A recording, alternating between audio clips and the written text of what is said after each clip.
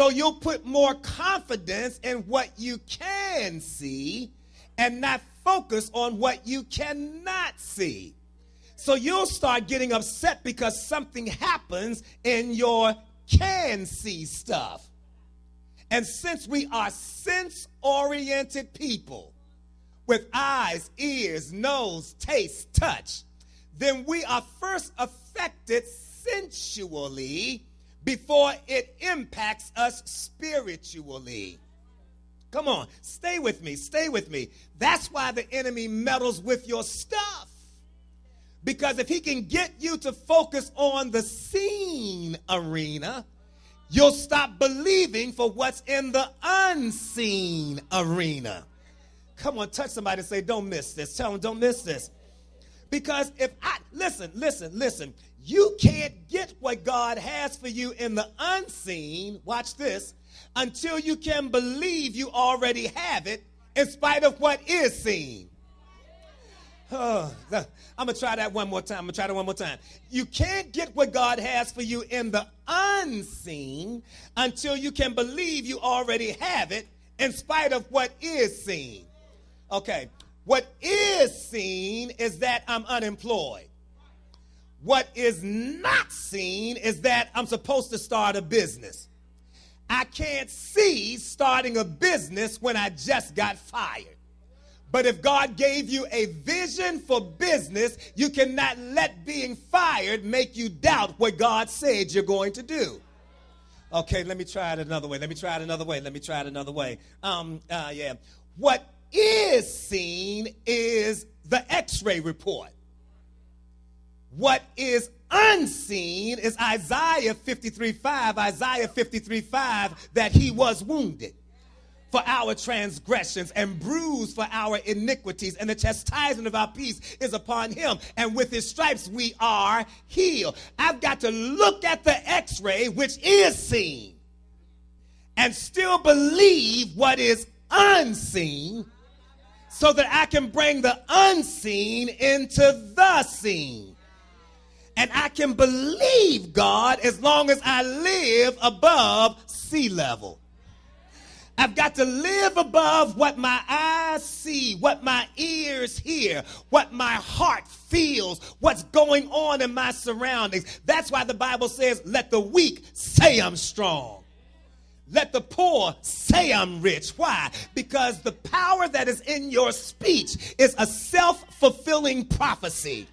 That when you say what God says, in spite of what your eyes see, you'll get what God's got for you. Would you please tell somebody, I'm about to say something.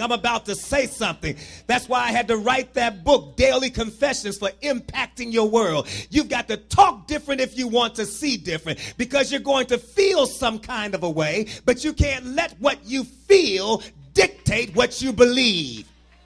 Come on, somebody say, I still believe God. The Bible says in Hebrews chapter 11, verse 6, that's Hebrews chapter 11, verse 6, it says that without faith, it is impossible to please him. So the only way that I can please God and get what he has for me is my faith has got to be activated. So wouldn't it be a wise devil to attack the only area that keeps me in touch with God and makes God happy with me? So he now attacks the stuff that I have put my faith in so that I will take my faith out of God. Because you know what happens once we get stuff, we start saying that I can make it as long as I have this. You know, as long as I've got you in my life, boo, I'm good. As long as I got you, bae, I'm good. But when boo and bae leave, then all of a sudden you say your world has ended. But you had a world, a future, and a life before you met and knew boo or bae. So you can't let your life be predicated on boo or bae. It's got to be predicated on God. Are you all hearing me in here?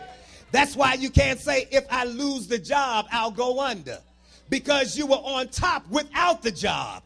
So there is no way that the job can be your source. Your job is just a resource. Come on. See, God is your source. The job is a resource. Don't ever let your make you think it's the thee.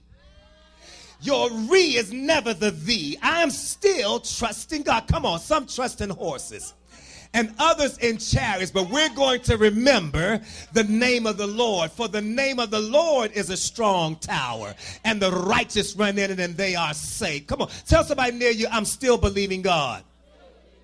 So now I've got to understand that God is not moved, watch this, by my emotions. I'm about to mess somebody up. I've been up all night crying, and God ain't moved by your emotions. God is moved by faith. Faith moves God. See, you have to understand this thing. God is moved by faith, and faith moves God, because without faith, it's impossible. The Bible says that he that comes to God must believe that he is, and that he is a rewarder of those who diligently. That word diligence means that your faith cannot be today and gone tomorrow. Diligently is consistency. It is constancy. It means not changing in spite of what I see. Did you hear what I said? It is consistency. It is constancy. It is I'm not moved in spite of what I see. I'm not moved by what I hear. I'm not moved by what I see. I am moved by what I believe, and I believe God. And that is why one of the hardest things to do is to get believers to believe. Because we call ourselves believers, but we're hopers. We are not, but we are hoping and a praying, but we're not really believing, because believing means I'm going to keep doing what I've always done, even if I don't see a change while I'm doing it. And most of us get difficulty with continuing to do what we promised God we would do when our environment changes. But please know that God is not moved by the changing of your environment. He changes your environment. The Bible says in Daniel chapter number 2, verse 20 and 21, Daniel chapter 2, verse 20 and 21, it says that God is a God who changes times and seasons.